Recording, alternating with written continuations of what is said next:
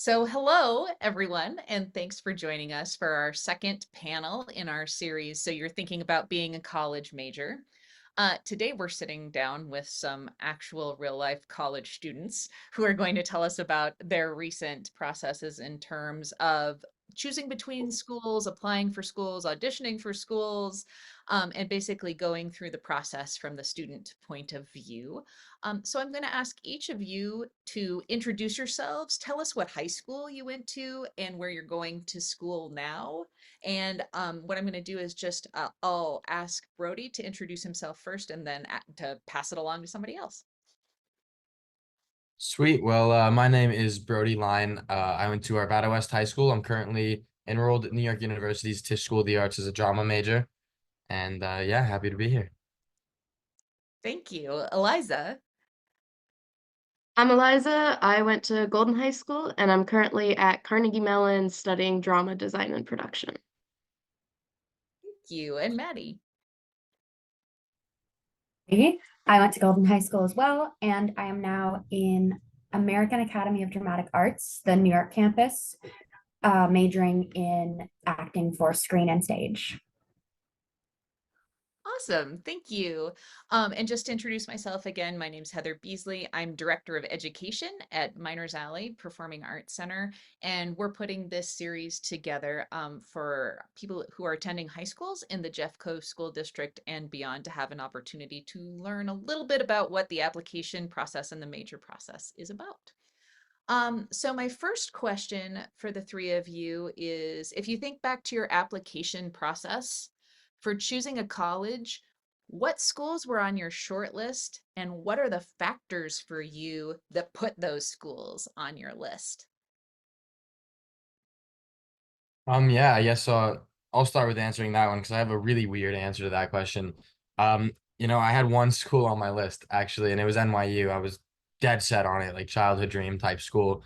Um, the goal was to ED a school, and which was NYU. And then if I didn't get in there, then for regular decision to go through audition for other schools because I was only going to be a drama major if I went to NYU or Juilliard, and then otherwise I would have done a different major. Just for the financial aspects of being a drama major, because that can be a little difficult sometimes. And I know it was for my family as well. And so, the major factor for NYU for me was location. Location and the alumni base, I think, is a really important thing to consider when looking at potential universities. What's the network you're tapping into? What are the connections you're going to get at university? These are things that are there's things that are important as well with the curriculum, and a lot of theater schools have similar curriculum. So those are the big factors for me that made me just fall in love with NYU and with the city. And so, yeah. Thank you. I'll go next. I applied literally everywhere. I didn't do any early decision because I didn't really have a place that I wanted to like specifically go to for theater and all that sort of stuff. But I ended up applying all over the place. I applied to NYU, Boston, Carnegie Mellon, Purchase, all of the big schools you can think about, Connecticut. Um, but like my main thing in like picking out programs that I liked was looking at with design and production specifically. There's design and then there's production. So you look at big schools like New York and Michigan, they both have a very design-based program. There's not all that much. Like there still is production aspects to it, but a lot of the time they only have a stage management program rather than like production technology and technical direction paths for students to take. So in the end, that was sort of deciding factors of like specific programs that I wanted to apply for because I'm a little bit more interested in like having both production and design be a part of the program. Okay, my turn. I totally switched what I was doing like halfway through my process. I originally was going to go for a BFA in musical theater. That was my plan, and I was really set on it. And I applied to all of those schools. I was really thinking about Pace or maybe Emerson, a lot of kind of the typical musical theater schools. And I asked them all the same questions. And I asked all kind of the questions that at that time I was looking for was what do your resources look like post graduation? What does your network of like teacher support look like? Is it, am I just going to be in big studio classes with no one on one time, or can I actually get really individual feedback? And I was also looking at how balanced their curriculum was between the three elements of musical theater. But then halfway through, I realized I none of the schools I was like, wow, this is the place I want to be. I just wasn't having that. So I started applying to conservatories, actually, which is a super different process and a super different school. But I just realized that it was something that was much more in a line with what I wanted to do. I eventually ended up at AADA because it was really intense and it was really focused. And if you're going to be trying to do stage and you have the resources, moving to New York is such a fantastic option. So kind of a weird answer, but I'm actually going to ask my next question in reverse order just because you're in such different programs. So what was that application process like in terms of when you started looking at conservatory programs? How many places did you audition? What were those processes like to try? And then eventually we'll talk about how did you decide, but I'd just be curious to hear a little bit more for each of you about how many places did you audition or submit materials?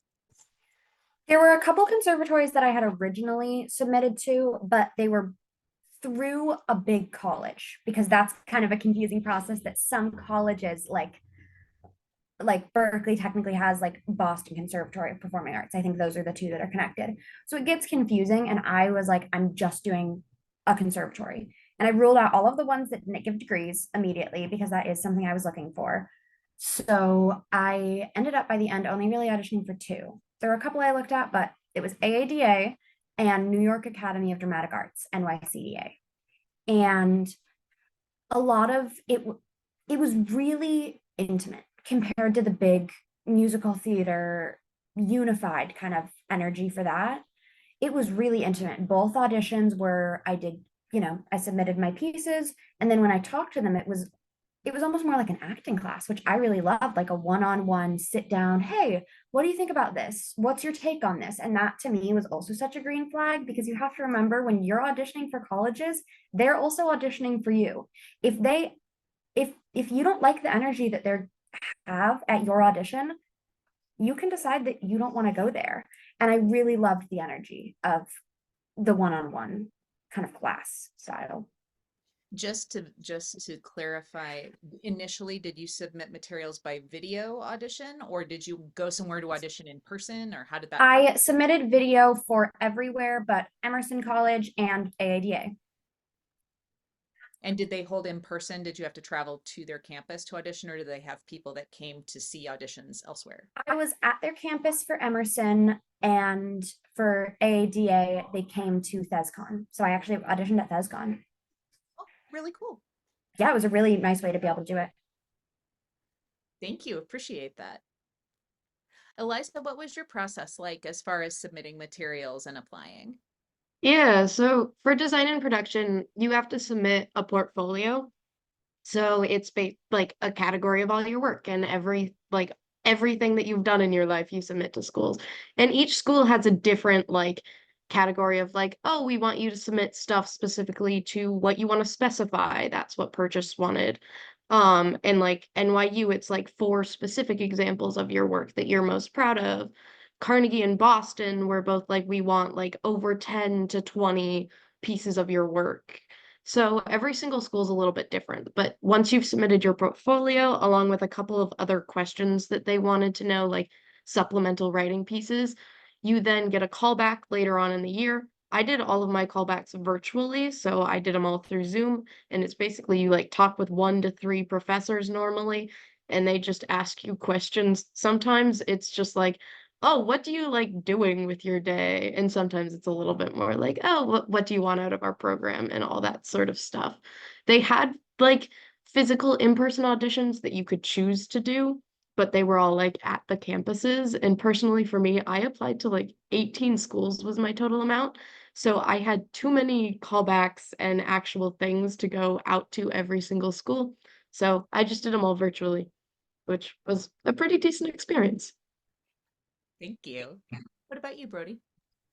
Yeah, I only did the one audition at NYU and it was also virtual as well, but the NYU audition process is I think very different from a lot of other schools. I actually teach college admissions for NYU. I help people get in.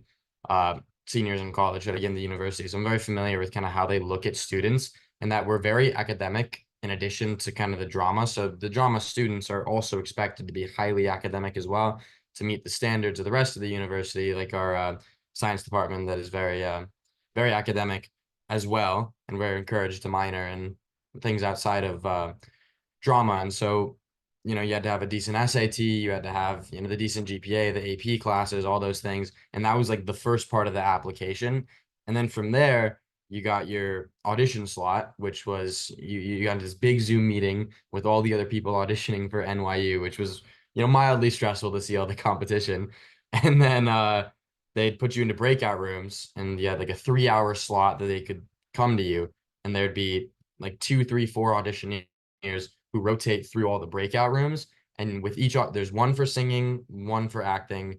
I don't know what the process is for the dance majors, but they just rotate through, and you get your like 5 minutes of fame to, you know, shoot your shot with your song. They'd ask you, or your monologues. They'd ask you a couple questions afterwards. You know, my interview for after my monologues was very extensive compared to I think what the average one is. I was talking to the gentleman who interviewed me for quite a while, just asking me about the studio system that we have here at NYU, because NYU outsources to conservatories for 3 days of our school week. So my conservatory that I work at is Atlantic Acting School here in New York. It's the studio that put on Spring Awakening for the first time. And they asked us which ones would you prefer, because each one is very tailor made to each student. It's kind of like Hogwarts houses is how I see it. And they kind of randomly assign it to you as well. So but they get a gauge on who you are as a person, and then, you know, you wait till acceptance, and then you get it. And then from there, we waited another 4 months till, because that was early decision. I waited another 4 months till I got my studio decision. And then yeah, now I'm here. So my sense is that the three of you are each going to a very different kind of program. And I know a little bit from the answers you've already given, but just to clarify, can you talk about any classes you might be required to take outside your focus area? Or like, what are your potentials for double majors for working in other areas? I realize for a conservatory program, that'll be very different than the other two schools. So I just want to draw that contrast in terms of what your opportunities and the expectations are on you as well. Like, it sounded like, for example, Brody had to be accepted to the college overall to NYU before you could be accepted into a specific program. So that's the kind of thing I'm curious about. Like, what was, you know, there are some schools, I don't think any of the three of you on this call, you're already a major, you're in your focus area, right? Like right from the beginning. There are a lot of schools where you can't declare a major until sophomore year. If you're at a like if CU Boulder, for example, doesn't take people into the BFA program until sophomore year. And so because you can't declare a major until later, you start out doing core classes, but that doesn't sound like that's the case for any of the three of you. So I'd just like to hear a little bit more about opportunities that you have as far as beyond your major, expectations beyond your focus area. And I think I'll start with Eliza. Okay, so for CMU specifically, we have like one class freshman year that's required by CMU that's like a first year writing class that we all have to take. But other than that, most of your classes are in the School of Drama. And as a drama design and production student, you have the ability to take classes outside. You're like very much most of the design and production students minor. And then there's also a really cool program at Carnegie Mellon called BXA, which is like a BFA program combined with the sciences. So you can be for example, we have 5 BFA majors in my design and production year, which is a lot. There's only 24 people in our class normally, and there are 5. So basically, they're doing a combined degree between drama, design, and production, and engineering, math. We have a film one too. So they all get the opportunity to like combine 2 different majors and to basically get 3/4 of each major and end up coming out with, I'm pretty sure it's a BSA, a Bachelor in Science and Arts. And it depends on which program you choose to do in the BXA areas. But it's a cool opportunity at Carnegie Mellon if you're like interested in doing it all, you know. But it does require you to get into like several different parts of the college rather than just the School of Drama. because your application to the school ends up going to both the School of Drama and the School of Engineering, Math, or Film. You know? Cool. Thank you. Maddie. So a conservatory is like, it is very different. I have no core classes and I won't have any core classes like in the terms of academics. It is a 2-year program, so I'm not getting a bachelor's, I'm getting an associate's, which was kind of a decision that I had to make. And it's a whole different decision, but I'm in class for about 36 hours a week of in-class time, plus normally another 4 of rehearsal time about. So all of that time is split between, you know, really specific technique work and voice work. And we have some academic classes. I have a voice science class, which this week, you know, we drew diagrams of like the diaphragm and your larynx and stuff like that. So you do still get some of that. I have a script analysis class every week. It's a play and an essay before you come to class for a big discussion. So you get some of the academic kind of stimulation if that's what you're looking for, but there's no academic classes. And if you only take the classes in your track, it's a very specific track to get it done in 2 years, and there aren't even any other classes you could take, honestly. So coming in, your focus needs to be very clear for that kind of program to be a good match for you, because once you're on a track, you stay on that track until you've completed the program in 2 years. Yeah, and it is such an intense program that if you come in kind of like unsure, it probably just isn't the right fit, because there is very little wiggle room. And how many students are in a class in your program, out of curiosity? So my year has, the first years, there's 75 of us, 10 of which are musical theater. AADA just added musical theater last year. They're the oldest acting conservatory in the US. It's cool. There's posters up on the walls of all the old classes, and they go up back to these crazy headshots from 1900. But yeah, then you get split into sections. So my section has 12 people, and I'm with those people for every single class. But in 12 weeks, we'll switch, and then your sections will get switched up. Cool. And Brody, what about your program? Yeah, NYU's program is incredibly confusing, so I'll do my best to kind of sum it up as quick as possible. You have a lot of liberty at NYU in the way that you approach your degree. Like I said earlier, we're an academic school. Everyone's expected to be kind of academic. You're not required to minor, you're not required to double major, but it's certainly encouraged. It's open to you. The double major, less so. It's more we're encouraged to take minors. There's a producing minor that's very popular, the business of entertainment. But the path that I'm following the major in drama, then I'm doing a minor in public policy and management in the business of entertainment as a double minor, or potentially just a public policy double major. But it's a little difficult. NYU has to approve it on a case-by-case basis for that, since the drama program is incredibly difficult. It is, one of the harder things you could do here at NYU. Within our school, it's like we're kind of held to the same standards as everyone else. So if you do these other majors, NYU thinks that we might like back off of our drama stuff, and that's not what we're here to do. And so it's really up to your own choice what you want to do. Within the drama major itself, there is academic courses as well. Like I'm a rising sophomore, but my freshman year, we were required to take 2 semesters of an essay writing course, which was very much like syntax, grammar, cohesive essays, stuff along those lines. We took a theater studies course, which is a lot of like Shakespeare and literature, and then we took a production course, which is all about like physically going and building sets for the upper year shows. And then within my studio, and those are my 2 NYU courses. Then within my studio, which is the conservatory that I have 3 times a week from 9 a.m. to 5 p.m., I had 7 courses, both semesters, that include a script analysis course, performance technique course, a speech course, voice course. Jeez, sorry. I just woke up. I won't lie with you guys. And then we did a moment lab, which is very similar to improv, and we studied practical aesthetics as well in a course. And that's kind of the NYU thing, is that we all go to our different studios that practice these different methods.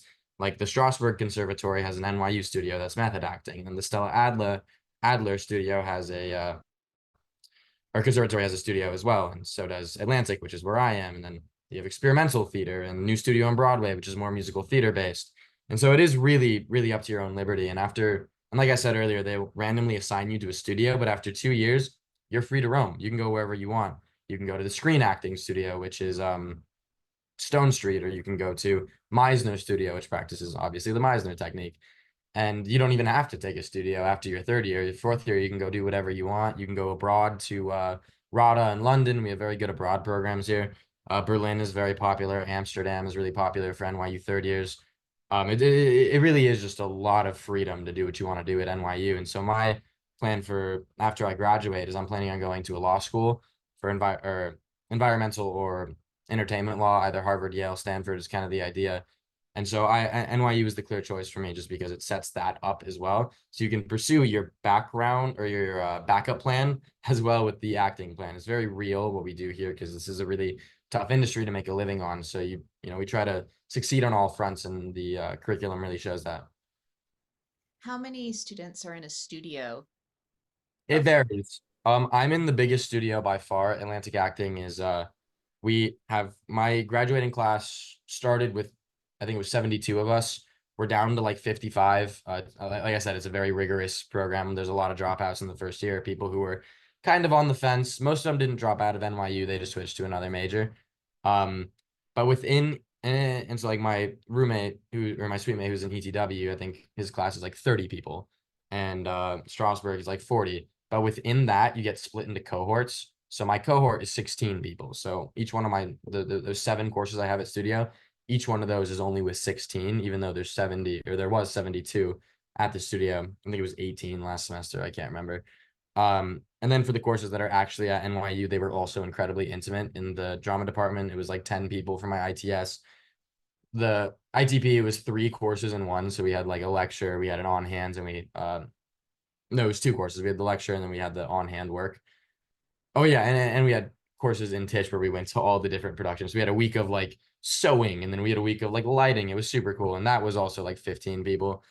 But the larger seminars can be upwards of 100. So like my public policy courses, I'm taking humanitarian crises and the politics of public policy. Those are more like 50 to 100 people. They're just kind of big seminars.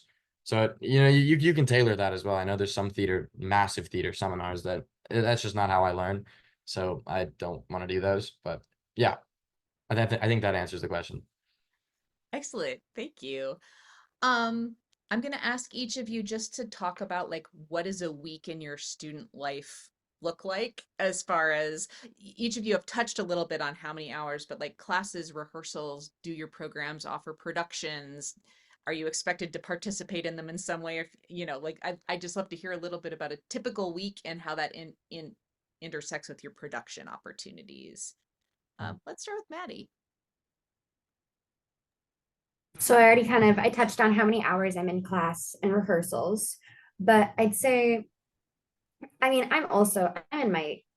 going into my 3rd week here, so I don't have all that great of a grasp on it, but so far it's basically like a high school day time-wise of how much time I'm in the school, in the building. I go there around 9, I'm there until 1, normally a couple different classes. And then one thing about a lot of conservatories, but particularly mine, is we don't have a dining hall at all. So I'm in charge of cooking all my own meals and getting all my own food and meal prepping. So I come back, I make myself lunch back, and then normally I'm on campus from like 4 to 6. And then it is also up to us which is pretty standard, when we rehearse, so they'll say, hey, between next class and now, I need you to have an hour of rehearsal, or I need you to work these 4 activities. And then we get with our partners and we say, hey, when do you want to meet up? And then that's normally like, I don't think so far I've had a day where I don't have at least half hour of some sort of a rehearsal. Mm-hmm. And does the conservatory produce productions for the public as well? Oh, yeah. Not first year though. First years aren't allowed to be in shows. It's all technique work. And second years have graduating shows. So they do, everyone is in a show. Some people are in 2 shows. They put on a couple productions. And then this is specifically to my conservatory, but we have a possible third year you can add on. It's called Company, and it's like somewhat of a big deal because every single show is basically an industry showcase. I might have these dates wrong, but so it'd be after your second year, you've graduated, you audition for the company, and if you get in, it's small. And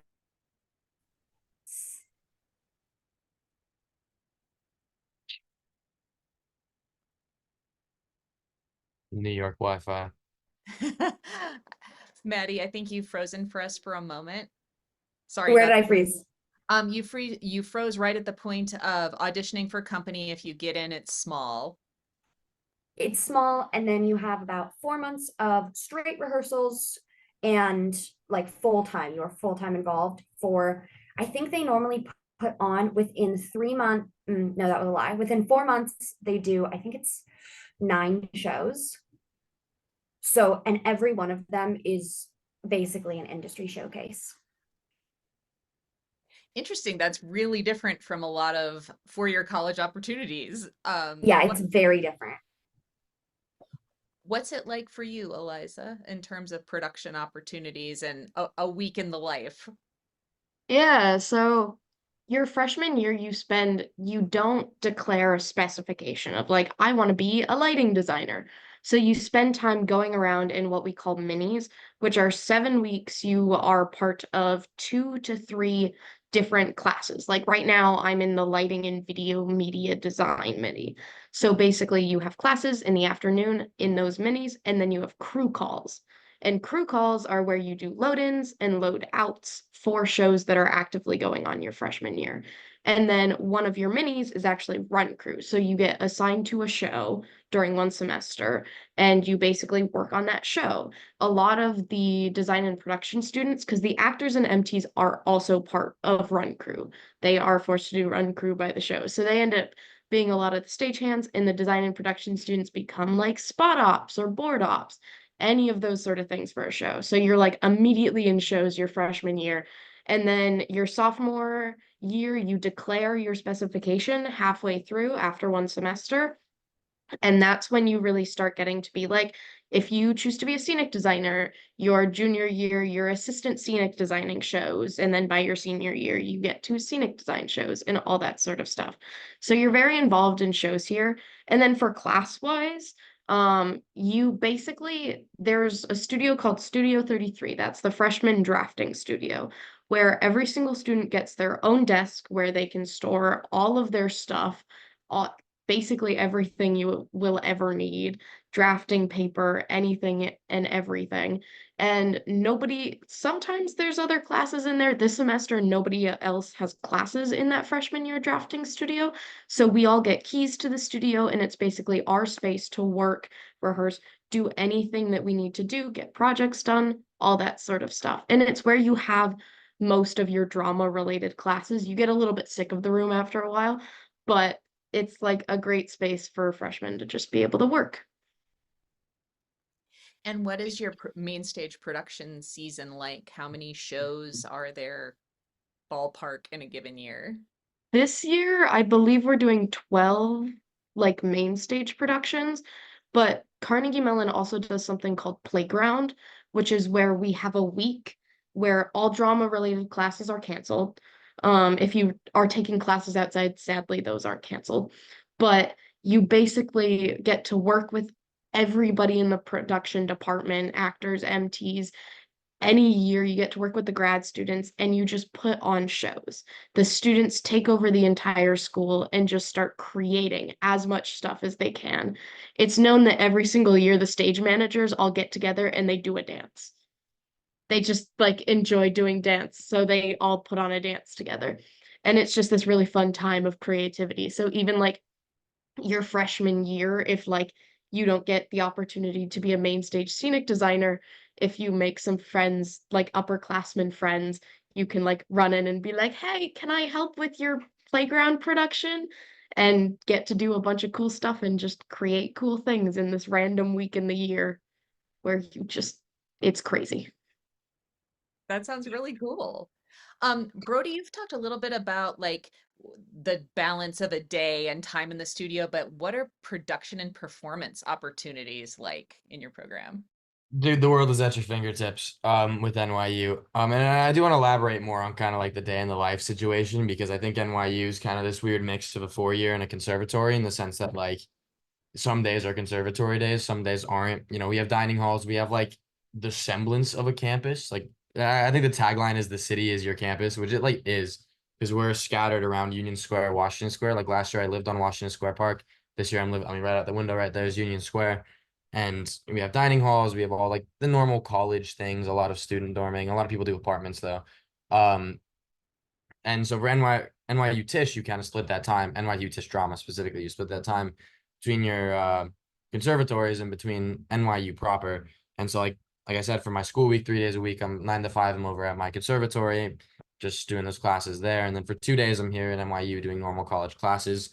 It is a massive time commitment. We are very, very busy. There's never a day where you're not doing stuff. Like you'll spend I mean, if you're taking your education to your own hands, you'll probably be spending at bare minimum 2 hours preparing auditions or scenes or whatever a day, in addition to your class time. I mean, I go to Tisch basically every single night, so I'm going after this to go rehearse for a Broadway audition or a school audition or whatever. As far as production opportunities go, the first year they don't really let you do productions because a lot of people find that it's a very difficult program to get through. A lot of people drop out in their first semester because you're not aware of how difficult it's going to be, how high the standards are. Um, Second year it amps up really quick though. Like I got here and immediately I'm doing my freshman one acts at Atlantic Acting. The director is original cast Spring Awakening, original cast American Idiot on Broadway. Was also in Wolf of Wall Street. So it's really cool opportunities to work with working professionals. All of our professors are working professionals as well. Like my Moment Lab teacher last semester is on Orange is the New Black, and the other like my script analysis teacher runs her own like film company. It's super cool stuff. And so you get to work with all these professionals. You can work at Tisch or at your studio or both. The requirements are kind of different. I know my studio doesn't require you to do these one acts, but they require you to do your third year shows, which there's 5 productions your third year. You need to do them.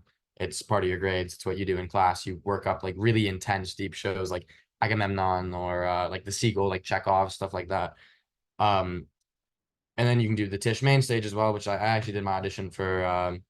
I'm forgetting what I auditioned for. There's so many. Yesterday I did an audition, recorded it, sent it in, and you can do that as well. We did Rent last year. I kind of forget what we're doing this year, but we do some pretty cool stuff at Tisch. A lot of very like high key people will be there for it, and that's kind of like part of the student life here is that you're very entwined with the industry at NYU. Like I can't. I can say this. Like last semester, I was like in my classes. I went to go to the bathroom. I left my course to go walk into the lobby of Atlantic Acting. I don't know if you guys have ever seen Breaking Bad, but the lead actor who played Walter, his name is Bryan Cranston, and the guy who played the Los Pollos Hermanos guy, he also did like he was the bad guy in The Mandalorian. He's done a lot of stuff. Giancarlo Esposito. They were just chilling in the main room, just hanging out, reading lines because our studios actively put on professional productions as well. It's like Atlantic Acting School puts on Broadway shows. There's typically like Kimberly Akimbo. I forget the show that they just closed on Broadway. They're putting up Buena Vista Social Club in like a month. I just saw auditions for that go up. And so you have the opportunity to get exposed to that. You can audition for those. They typically won't take you. I mean, well, they won't take you because you're a student. But you can go see them essentially for less price. You get to watch them go up. Like they are rehearsing these Broadway shows. Adam Driver is at our studio literally right now rehearsing for a Broadway show.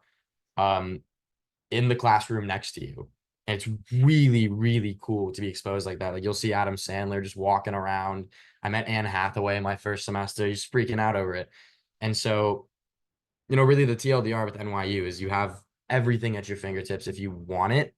You're not necessarily required to go do it. And a lot of students, especially their sophomore year, kind of fall back because they don't realize you have to be proactive with it. Like a lot of other schools, because they have a smaller drama program, will walk through each person individually. Like the professors will do everything for one student, say like Texas Tech or U Miami, because they only take 15 people a year. But at NYU, and there's like 600 undergraduates, drama students, 600, 800, however many, you really have to take your education into your own hands. So NYU is definitely a school for the proactive, a school for the hardworking. If you don't think you can handle that, it's probably not the right fit. But if that sounds great to you, which it does for a lot of people, this is definitely the place. Cool. Thank you. I'd love to hear a little bit more about your program in terms of, again, you've touched on it a little bit, just more details in terms of student travel opportunities and showcase opportunities for the more advanced students in your program. I'll start with Eliza. Student travel tied to your program opportunities or showcases. Yeah, we have so Carnegie Mellon has a ton of campuses like all over the world. So we're very connected, like study abroad wise, just in general. It's not something that's technically like tied, it's not written into the program of like this is the semester where you can go study abroad. Because I know Boston has that, I'm pretty sure, where they have a semester where it's like if you're going to study abroad, you study abroad this semester. Carnegie Mellon, it's a lot more if you want to study abroad you totally can. You just have to work on it and like be like, this is something I want to do, so I'm gonna go do it. The teachers aren't just gonna hand it to you. But like I've already gotten opportunities where like people are emailing me and are like, hey, do you want to go study abroad and go study out here and blah blah blah wherever and just like do all that sort of cool stuff. So there's a tons of opportunities for it. You just sort of have to take them and like step into that role for yourself. Yeah. And for design and technology students, does that culminate in any kind of a showcase or a portfolio sharing, or how do they connect you with the industry in your program? Yeah. So your senior year, you do a final portfolio showing where you show off your portfolio to industry professionals and all that sort of stuff. Also, all of our professors are working in the industry right now. That's a requirement for all of our professors.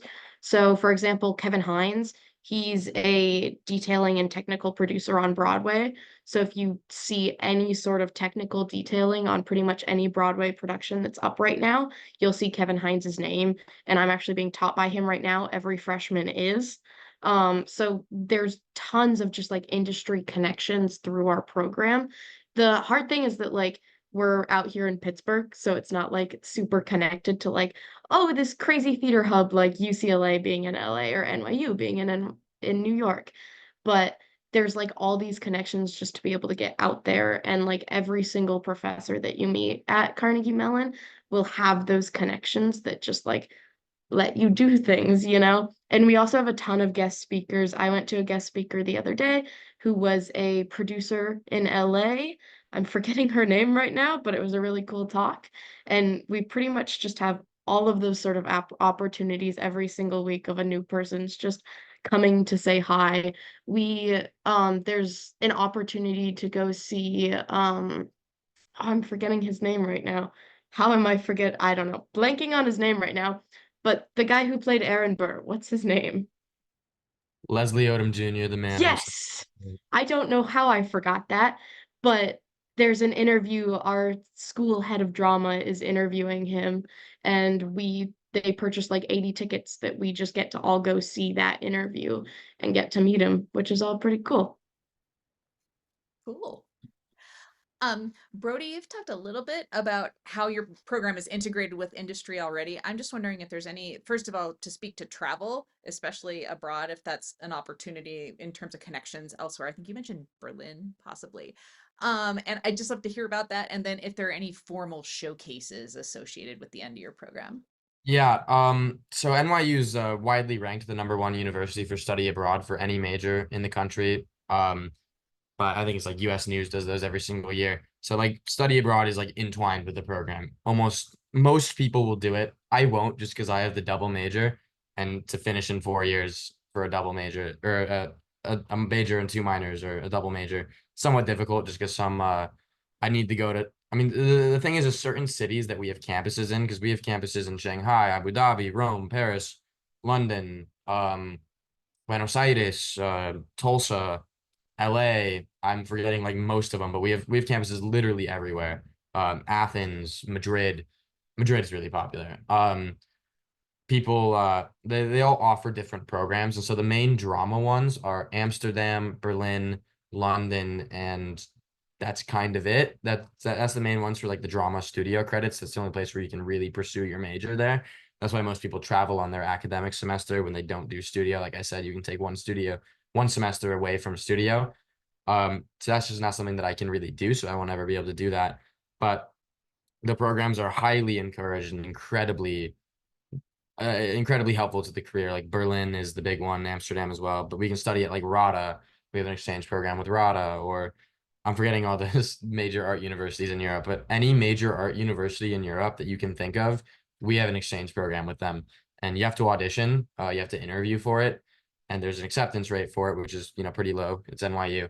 But if you get it in, if you audition for all of them, you're bound to get into one of them. And from what I hear, it's just a brilliant experience, really impactful in your career, really educates you.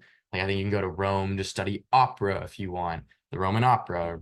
I think the Berlin one is more focused on the avant-garde, from what I've heard at least. Um, so yeah, study abroad options like this is if you really want to go to Europe, this is the place. This is definitely the one. Um, as far as showcases was the last one, kind of everything we do is a showcase. All of our one act shows, whatever. Like you can it's open to the industry. I have a buddy, I literally just heard him leave. Who's my suite mate. He did one of the main stage shows last year, just one of the Tisch shows. And the writer and original director of Spring Awakening was there. And, now he's getting considered for a major role with that director just because he saw him and liked his performance on the main stage. So like formal showcases happen at the end for some studios have their own things. I know Atlantic Acting doesn't actually have a showcase. We're the only one, but it doesn't really matter because the reason they don't do that is they just don't want to like waste efforts doing that when literally everything we do is showcase. And so it's kind of like just built into the curriculum. There's no like, I mean there is formal stuff like Strasbourg. I know has a really like big. Is it Strasbourg? I don't actually know. One of them has like a big like thing that they do, but it's just kind of like NYU itself is the showcase, if that makes sense. And that sounds like that'll be quite a contrast to Maddie, to your program, because you were talking about how it culminates in showcases and how that works. Yeah, it's kind of funny actually, because it's like we don't have a showcase. It isn't really worth it for us because similar to what Brody was saying, everything kind of is a showcase. Like I remember when I was touring, they were like, it is hard to get tickets to main stage shows because every one of them is kind of an industry showcase. And then particularly if you get into company, that is just all of those shows, all of that work is industry based. And again, just I think this is kind of the standard across the board, but all of our teachers are working professionals.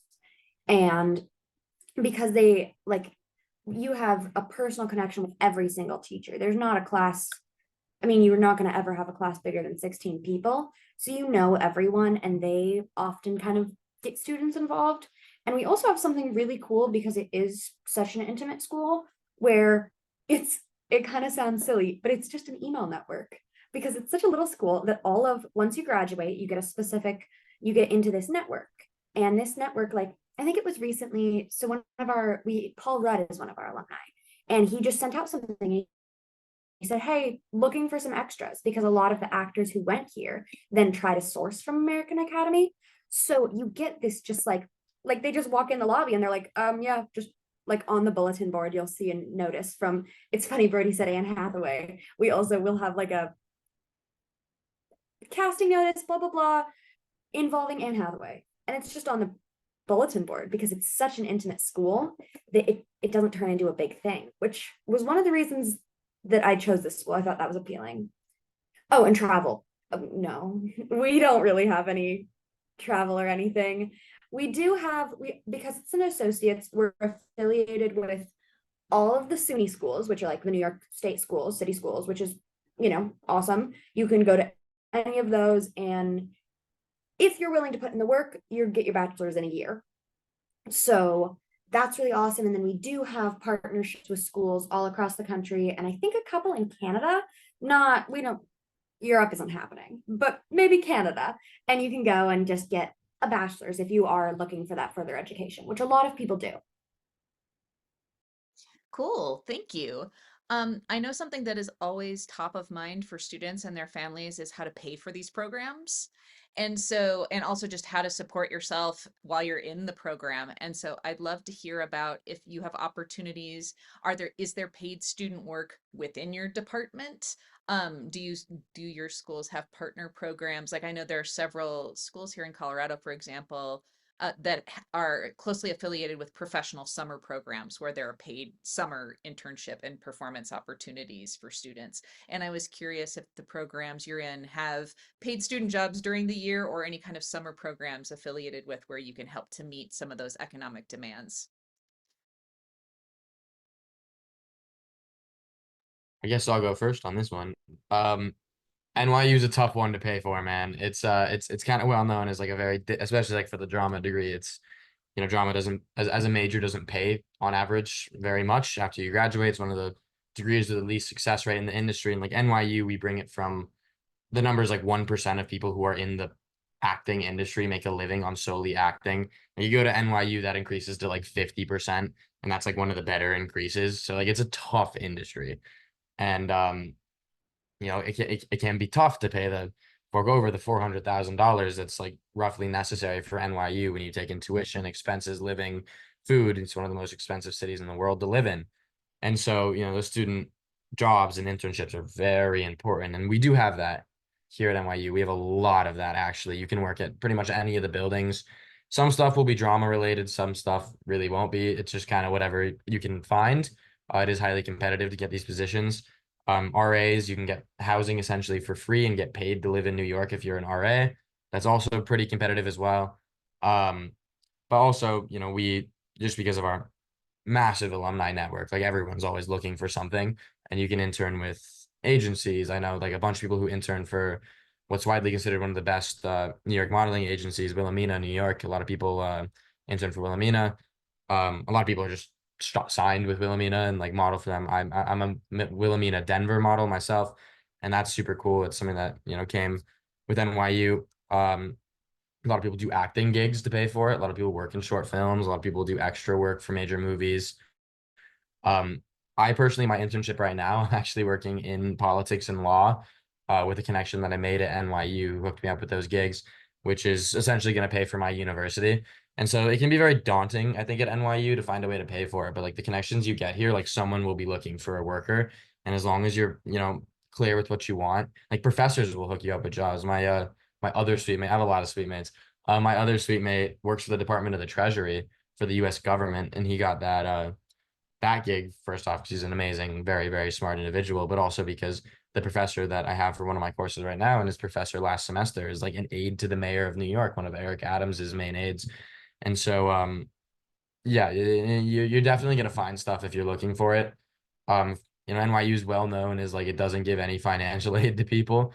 I think the university is gonna have to fix that because we dropped in the we were the 25th we we're number 25 in the university rankings. We dropped to 35 this year for literally no other reason than we don't give financial aid to anybody. So that kind of sucks, I'll be honest, but I think it's you know, you're paying for what you get. You're paying for the alumni network, which is certainly one of the best, if not the best, that you'll find around. So it's kind of if you're willing to take that risk, you know, if you work hard enough, you should be able to do it. Maddie, any ties to paid student employment while you're in the program? We have a lot of paid student employment. Basically, everyone, it's really competitive, but almost all of our jobs within, you know, that aren't like teaching are worked by students. There's kind of a funny balance because we have a crazy amount of international students. My roommate's from she's from Dublin actually. And a lot of those students have struggles with their visas, and so they can't work a job outside. So a lot of the jobs in the school do go to international students, which is like, yeah, fair, makes sense. But we have we have a second year, there's a whole internship program, and some of those are paid internships, and the ones that aren't often turn into a paid job. And there's a lot of opportunity to work outside. There's a lot of connections just through our own network, just kind of like what Brody was saying. And the other thing that is appealing to some people is it's a 2-year program. So you're paying for only 2 years of school. And if you think you are ready to be independent and you don't, the 4-year experience isn't something you're looking for, you can work sooner. I mean, I probably will get a bachelor's after this, but I'll be working in the industry and with a degree, and I'll barely be 20. So Very different timeline for that in terms of just very the different. amount of the financial burden to take on for a 2-year instead of a 4-year program, for sure. Eliza, what about you and your program as far as opportunities for paid work? Yeah, so specifically from a design and production standpoint, there's a work study in literally anything design and production. So if you want to be a video media design work study student, you can go and get paid to do load-ins, load-outs, all that sort of stuff. The scene shop is always looking for hands to be like, hey, come in. And most of the work study time is based around your classes and just like whatever time you have you can just message whoever's running the work study. Normally it's a professor, normally somebody that you've met through the minis that you go through and do. So you just message them and be like, hey, I have free time all of Friday pretty much. Can I come in and work? And 97% of the time they'll be like, yeah, come in, do this, blah, blah, blah. The other good thing about Carnegie Mellon is that the school gives out a lot of aid to students because we're a small university, but it's like a very rich university. So it's like there's only 7,000 undergraduates and there's an undergraduate grant. So pretty much every single student that I've met here has some sort of money through the undergraduate grant that they've gotten from Carnegie Mellon. I know one student in the design and production program that chose to come to Carnegie Mellon over purchase, the SUNY purchase, just because of financial stuff, because Carnegie just has the money to give to students who don't have the money. Because if you do have if you're stuck in the lovely situation known as like you don't necessarily have all the money to like pay for the obnoxious amount that this school is, but like your parents aren't like necessarily incredibly poor, it does put you in a bit of a sticky situation where those work studies come in handy and all that sort of stuff. But if your parents, if you like know that you would never be able to pay for the price range that Carnegie Mellon has up front, they do give a lot of money to students and undergraduates to be able to afford the school. That's really helpful to know. Thank you.